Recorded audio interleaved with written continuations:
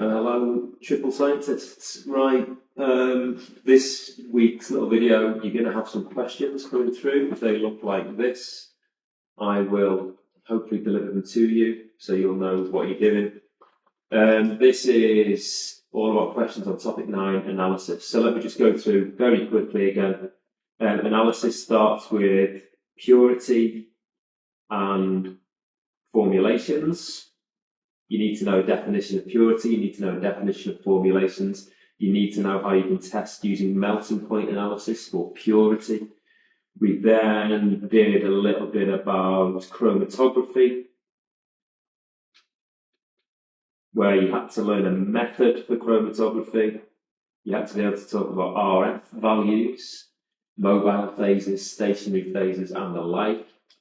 Then, what did we do then? Gas tests. And all of this so far is combined science also. And then what we've got to do is triple our ions tests. We need to be able to test for positive ions and negative ions.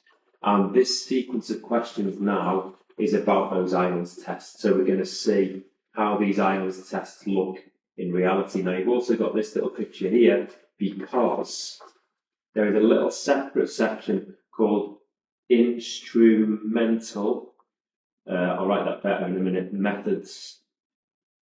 So you'll learn all of these different tests, gas tests, ions tests, but really what happens in labs, like when I was in university, if you really want to know what you've made or what you've found or what the substance is, you whack it in an instrument of some sort.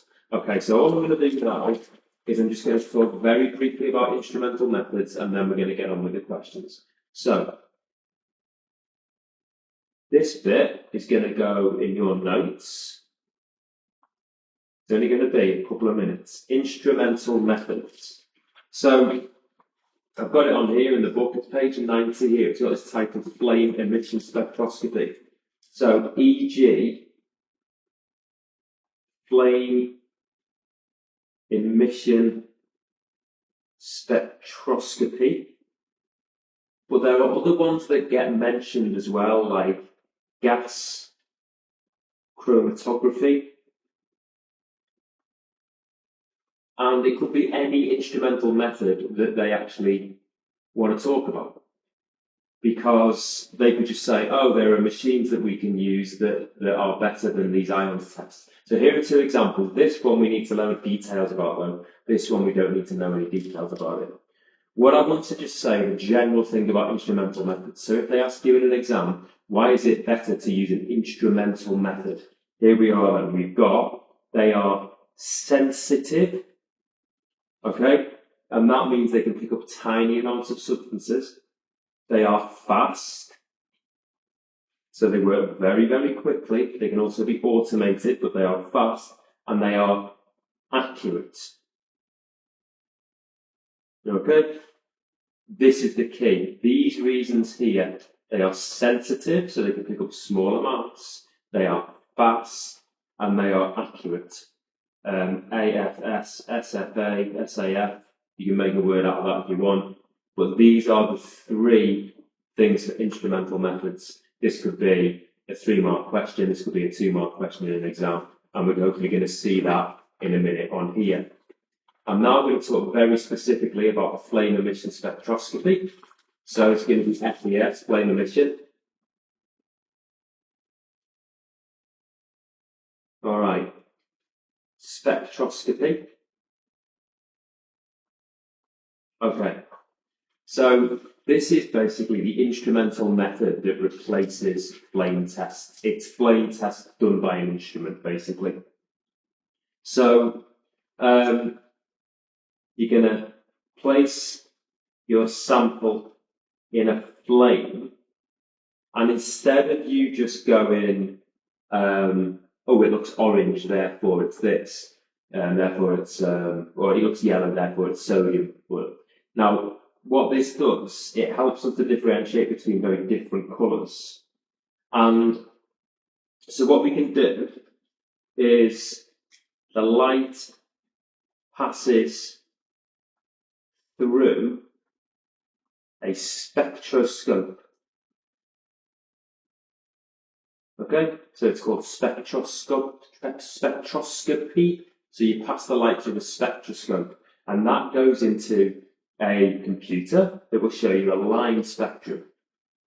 This produces a line spectrum.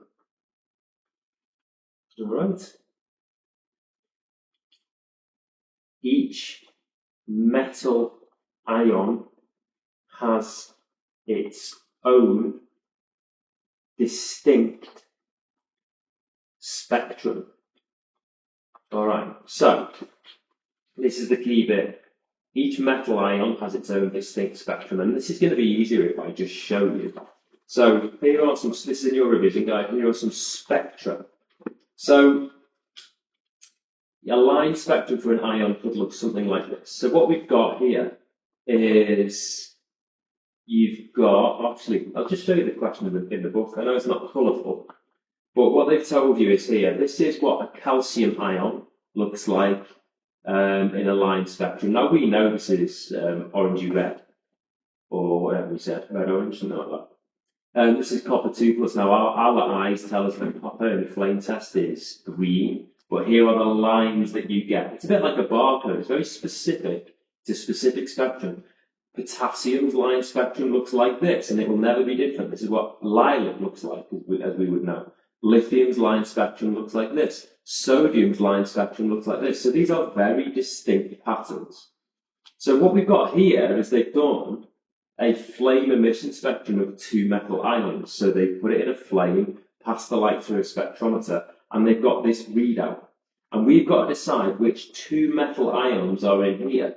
So I'm looking across this pattern and I'm seeing, does it match any of these? Now there are two metal ions in here. So I'm looking for obvious little things. Now I've got this cluster here of those which you only find in there. So this definitely contains calcium 2+.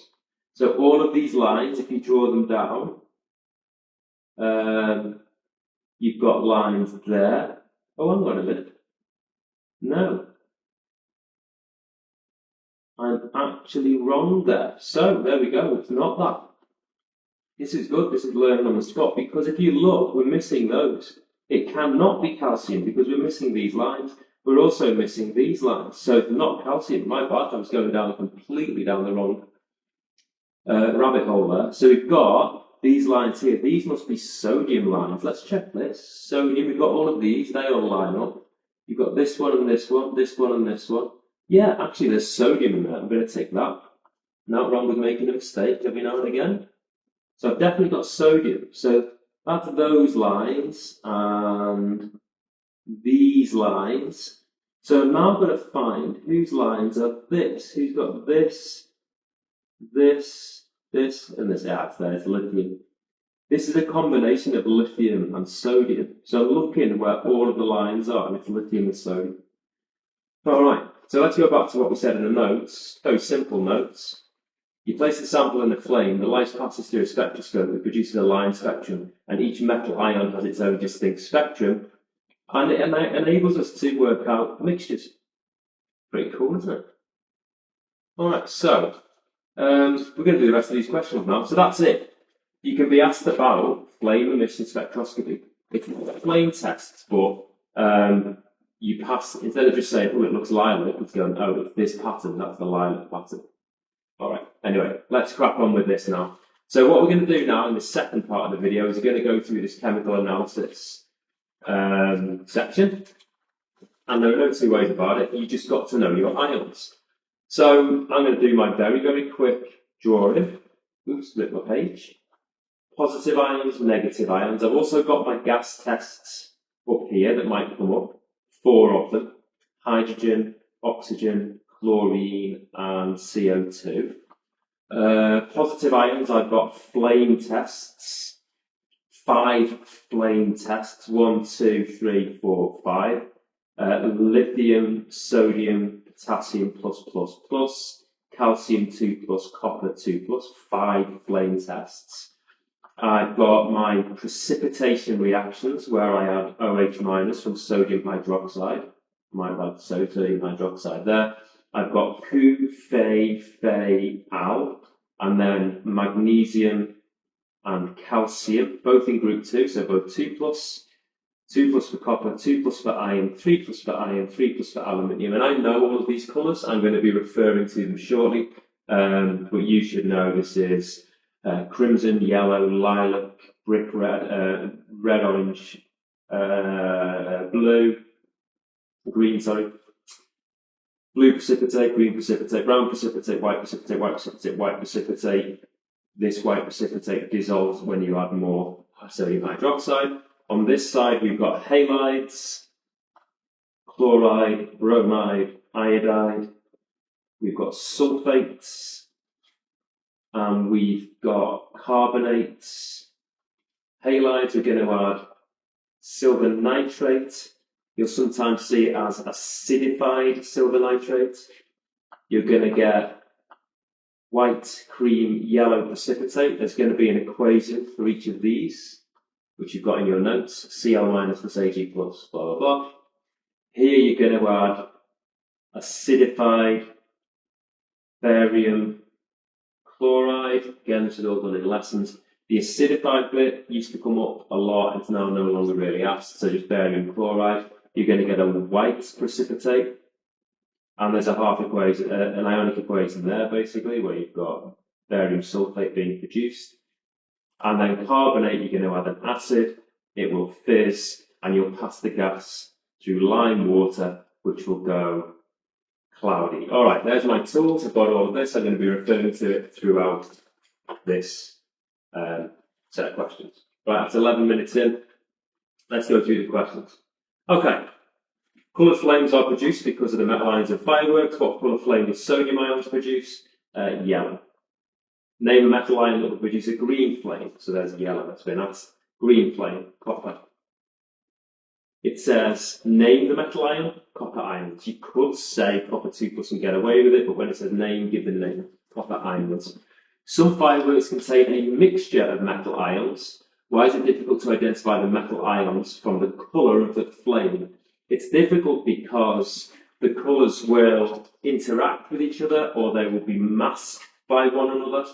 All right, so let's have a look at the question then, because that's the first one where I've gone, how do I actually say that? So yellow, I got right, copper ion, copper, colours are masked. The colours mix, you can only see one colour, you can't see two colours at once. But you can't just say it's hard to distinguish, okay? So they're going to mix. The colours will mix, you'll only see one colour. You can't see two colours at once, would have been all right. Everything's going well so far. I nearly messed up this question and then we covered it, but hopefully that shows the, how you've got to approach an exam. You can make a mistake and then get yourself out of that mistake. The compounds in fireworks, just get this a little bit closer, also contain non-metal ions. So the non-metal ions are the ones on this side over here. So it's going to be, this question will be about halides, sulfates, or carbonates. Okay. Silver nitrate solution and dilute nitric acid are added to the solution. A cream precipitate forms. White, cream, yellow, chloride, bromide, iodide. Cream is the middle one. Which ion is shown? Bromide. Not bromine. Bromine is Br or Br2. Bromide is Br minus. You could have written Br minus because it doesn't say name. If you add bromine, no, you're getting it wrong. Describe a test to show the presence of sulfate ions. Look, so we've had bromide being asked, now we're being asked about sulfate. Acidified barium chloride or just barium chloride. So I'm going to say add a solution of barium chloride. I'm writing BaCl2 because I'm confident with that. You could write barium chloride.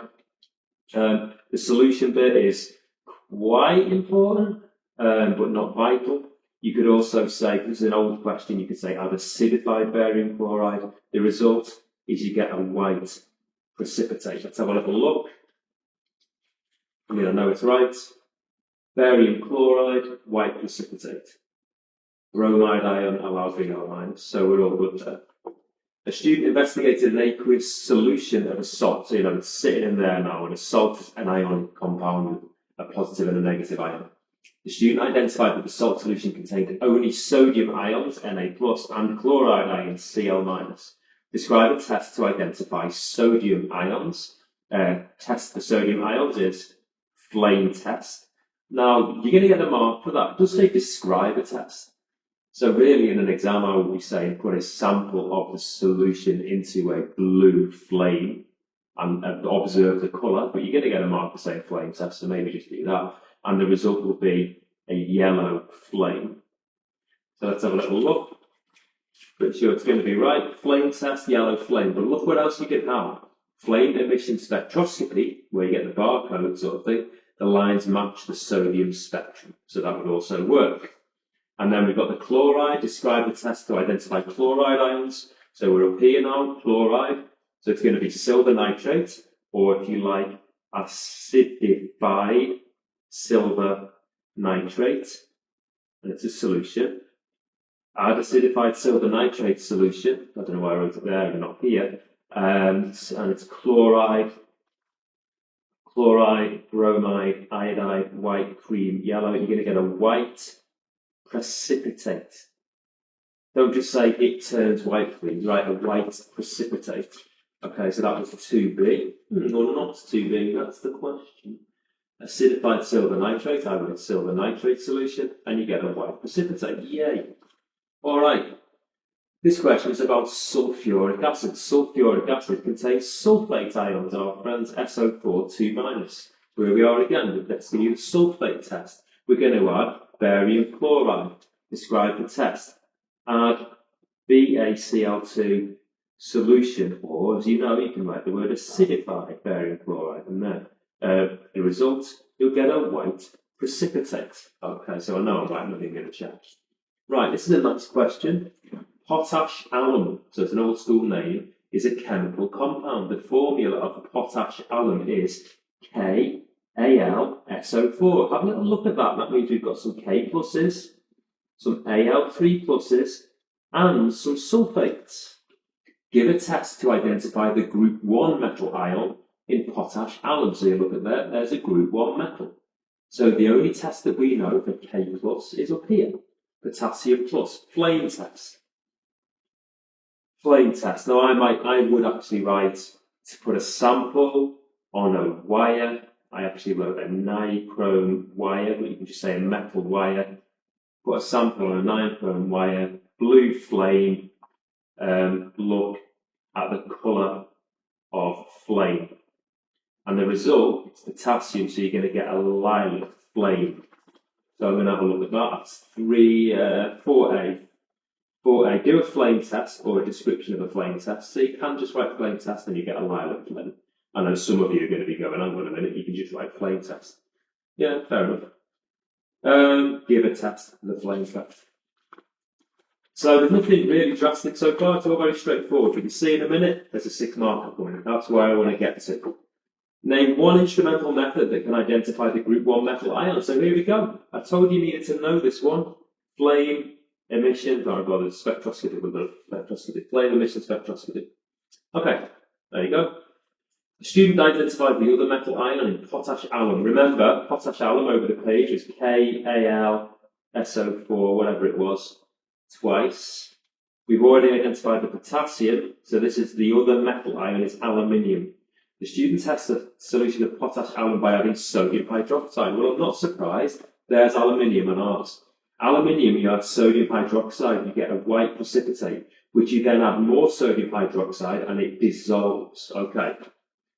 The student adds sodium hydroxide until a change is seen. Give the results, a white precipitate. This test gives the same result for several metal ions. Yes, it does. 1, 2, 3 of them all go white. All right. What additional step is needed so the other metal ion in potash alum can be identified? The other step is add an excess or add more sodium hydroxide. Add more NaOH. You could write this word in excess, add loads of the stuff, and the result is the white precipitate dissolves. All right, so we'll have a look at that. That is D, whatever the number this is, 4D. 4D, okay. Add excess sodium hydroxide, add more sodium hydroxide, the white precipitate dissolves. Okay. The last one, very straightforward. If we go back to potash aluminium, it was potassium. We did a flame test for that. We did a precipitation test for this, and now we can identify the sulfates. by doing a precipitation reaction, sulfate test, barium chloride, white precipitate. Add BaCl2 solution, result, white precipitate. You might be wondering why you're getting this third mark here. It's probably because on the older questions it was this acidified barium chloride. You see the results here. It says add barium chloride solution that is, I'm going to put it down here. It's got hydrochloric acid, so acidified is absolutely fine in that. Acidified barium chloride, white precipitate. Most recent questions though, they're not bothered about the acidified. That is a fact. All right, so what do those first few questions tell us? You need to know these, otherwise you're fundamentally going to score incredibly badly in your GCSE. You know, paper 2, topic 9, this is a triple only topic and they're going to hammer you on it. I don't think it's that bad. You need to learn acidified barium chloride, you need to learn add an acid, that one hasn't come up yet. You need to know acidified silver nitrate, sodium hydroxide and the result of the test. You've got no excuses. Triples, you've got no excuses, you've got to know these. You've also got to know your gas test. Right, don't mess this up, Dave. It's easy, much easier than your organic stuff that you've got going on. Right, this question is about lithium carbonate. Lithium, okay, so I know tests for lithium and I know tests for carbonates.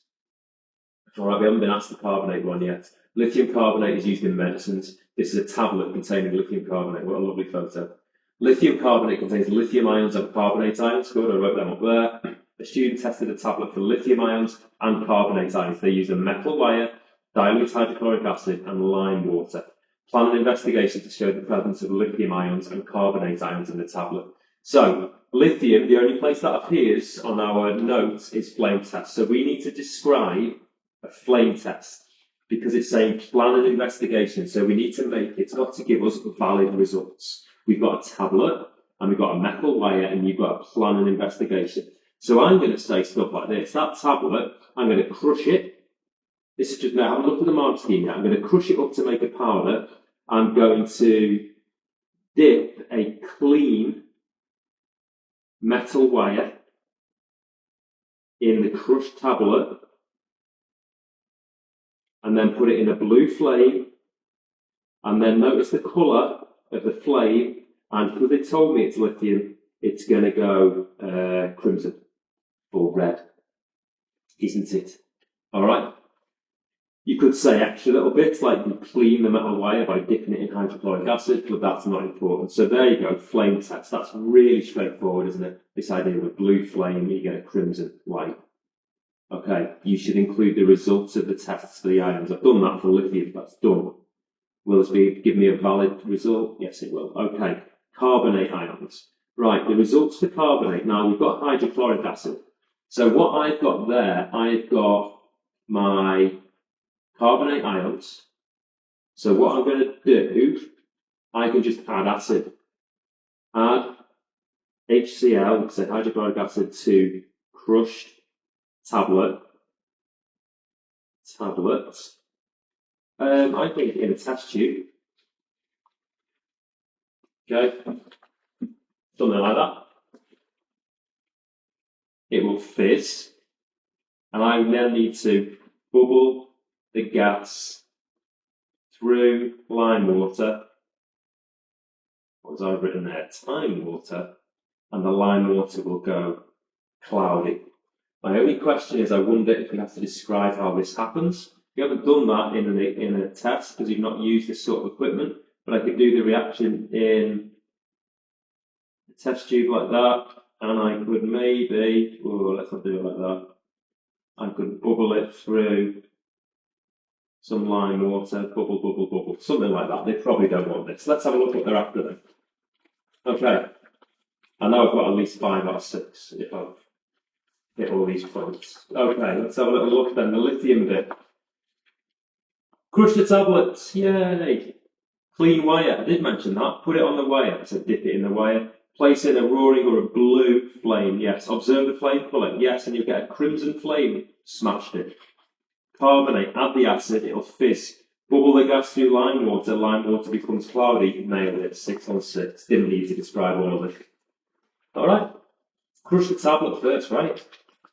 Okay, now then, most difficult one on the paper, another 6 marker. I know we're 25 minutes in, the rest of them are just named the tests, so I'm not going to go through them. This question is about chemical analysis. Potassium bromide, K plus, Br minus, is used in medicine. I don't know why. A scientist tested a sample of medicine to show the presence of potassium ions and bromide ions. The sample is soluble in water, so that's interesting. That suggests that this medicine has not been dissolved as solid medicine. Plan a method the scientists could use to show the sample of medicine contains potassium ions and bromide ions. Okay, potassium, K plus. Let's do that whole thing with the flame test. So I might crush the sample, put it on a wire, loop, my wire loop, Bunsen burner blue, stick it in a blue flame, observe the colour of the flame, potassium goes lilac. Very straightforward, right? Cool. I've used my Bunsen burner, I've used my metal wire, test tubes I've not used, but everything else is fine. There's the potassium. So now how do I test for bromide ions? Right. The bromide ions, remember at the top you've got chloride, bromide, iodide, white, cream, yellow. So it's how to get this cream precipitate. So at the very least I'm going to write cream precipitate somewhere in here. This is, we're going to add, now we've got nitric acid and silver nitrate solution. So there's my acidified silver nitrate. Add acid, nitric acid and silver nitrate. I'm going to write the formula, but you would write words. Add nitric acid, HNO3 and silver nitrate. So adding the silver nitrate solution. Hang on a minute. So I've got solid metal, solid medicine. I'm going to stop for a sec. For the bromide then, I think I'm going to dissolve the medicine in water. Because it said at the top, the sample is soluble in water, didn't it? I'm going to dissolve my medicine in water, so now I've got Br minus aqueous. Now I'm good to go. Add nitric acid and silver nitrate. You could have just said the silver nitrate bit, okay? Because it's acidified silver nitrate, so you could have just said add silver nitrate. You're going to get a bromide cream precipitate. Cream precipitate. That's it. Cool. But I had to mention this because your white, green, yellow stuff up here is when bromide ions meet silver plus ions in solution, they make AgBr solid. So I needed to have my medicine dissolve. Okay, so I think that was important. Right then, how do we get on with this? Question 6. Where's my answers? Okay. Flame test. Put the sample on a clean metal wire. I did that. Put it in a flame. Introduce it into the flame. Flame meets sample. Sample meets flame. So introduce it to the flame using a Bunsen burner. Lilac colour. Yeah. So flame test. No excuse for piece of cake. Bromide ions. Look at that in bold. Dissolve the sample. View. Add silver nitrate solution. Yes, you could have said acidified silver nitrate, but they weren't bothered, were they? And then you would see a cream precipitate. There's the tone gone. How exciting. Right.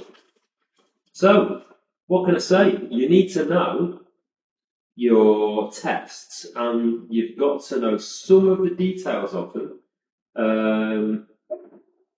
Yeah, like, what was that one there? If you've got a solid, and it's this precipitation reaction, you need to dissolve it first. Anyway, the scientists could also use an instrumental method to show the presence of potassium ions. Yes, they could. Flame, emission, spectroscopy. One advantage of using the instrumental method, yay, can you remember what they were? Advantages of instrumental methods. I wrote them down in your notes, and they are, what were they looking at? Fast, sensitive, fast and accurate. There we go. Sensitive, fast, accurate. One advantage. Very sensitive. Oh, I'm very sensitive. There we go. Question 7.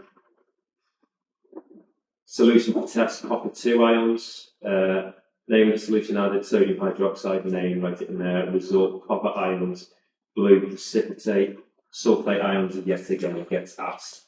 Right, there you go. Hope that's fairly useful to see. That's what the questions look like. That's